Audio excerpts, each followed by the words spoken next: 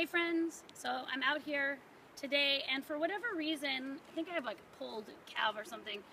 The outside of my knee is really achy and it's not bending in the way that it usually does, and so it doesn't really slow me down, but I've just started taking some of my own advice, and that is, instead of, especially when you're going downhill, which can take a lot of knee bending to get you down, instead of going down with a lot of knee flexion, I'm going down with a little bit more hip listing. I'm letting my hip do the movement so that my knee doesn't have to. And so I'm just playing with it and finding that I can hike a lot more comfortably. I can hike a lot more comfortably just by moving a little bit differently. So if you've got a part on you that is keeping you from getting out here and doing the thing that you love, you can play around with the way that you move. You have more control over the way you're moving than you probably realized.